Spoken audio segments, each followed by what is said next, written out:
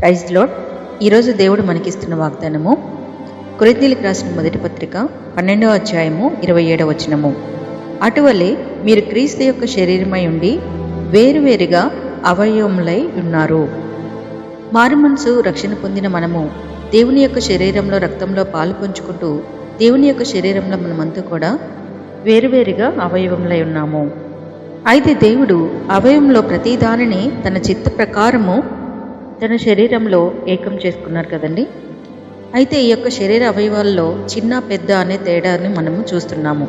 అలాగే దేవుని యొక్క బిడ్డలుగా మనము కూడా మన యొక్క జీవితాలలో పేదవారమని, ధనికులమని, బలహీనులమని, బలవంతులమని ఇలాగా చాలా తేడాలు ఉంటూ ఉంటాయి. అయితే మనం అందరము కూడా దేవునిలో ఏక శరీరంగా ఉన్నాం కాబట్టి ఒకరి పరిస్థితులు మరి ఒకరు అర్థం చేసుకునే రీతిలో మనం ఉండాలి.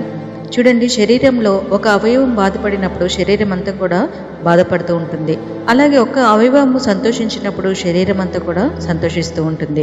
ఈ రీతిగా శరీరంలోని అవయవాలన్నీ కూడా ఎలాగా ప్రేరేపిస్తూ ఉంటున్నాయో మనము కూడా మరి బలహీనుల పట్ల మనము వాటిని బలపరిచేవారిగా, దీనుల పట్ల కృప చూపేవారిగా, అలాగే నలిగిన హృదయాలకి నెమ్మది కలిగించేవారిగా, ధనవంతులమని మనము గర్వించకుండా మనము మరి ఇతరులకు సహాయం చేసేవారిగా, ఇలాగా ఎవరి పరిస్థితిని బట్టి వాళ్ళు మరి ఒకరికి ఇబ్బందుల్లో ఉన్న వారికి సహాయం చేసేవారిగా మనము ఉండగలగాలి. అందుకనే మనం చూస్తున్నాం కదా, ఆ యొక్క పై వచనంలో 25వ వచనంలో చూస్తే, అయితే శరీరంలో వివాదం లేక అవయవములు ఒకదానినొకటి ఏకంగా పరామర్శించులాగన దేవుడు తక్కువ దానికే ఎక్కువ ఘనత కలుగజేసి శరీరమును అమర్చి ఉన్నాడు.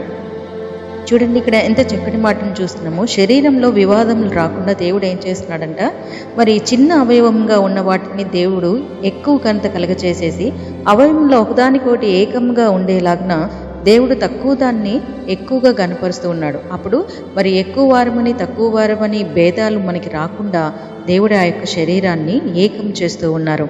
ఈ రీతిగా మనం కూడా మన యొక్క జీవితాలలో ధనికులు అని, గొప్పవారమని ఇలాగ మనము గర్వించకుండా దేవునిలో మనం అందరము కూడా సమానులమని ఎరిగి అందరితో మనము సంతోష సమాధానాలతో జీవితాము. ఈ వాక్యంను దేవుడు దీవించునుగాక. ఆమేన్. ప్రార్థించుకుందాం. ప్రేమగల తండ్రి, నీ పాదాలకి స్తోత్రం. నాయన, మీ శరీరం మేమందరం కూడా తండ్రి అవయములుగా ఉన్నాం ప్రభా. గొప్పవారమని, పెద్దవారమని నాయన, మరి బలవంతులమని అతిశయించకుండా ప్రభా, అందరితో నాయన సంతోషంగా సమాధానంగా జీవించే జీవితాలు మాకు దయచేయండి ప్రభా.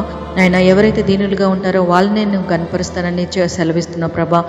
ఎవరైతే మేము బలహీనులమని బాధపడుతున్నారో వారందరినీ కూడా మీరే హెచ్చించి ప్రభా, మేమందరం కూడా మీలో తండ్రి ఏక శరీరంగా జీవించే జీవితాలు మా అందరికి కూడా దయచేయమని యేసు నామమున అడిగి వేడుకుంటున్నాం తండ్రి. ఆమేన్.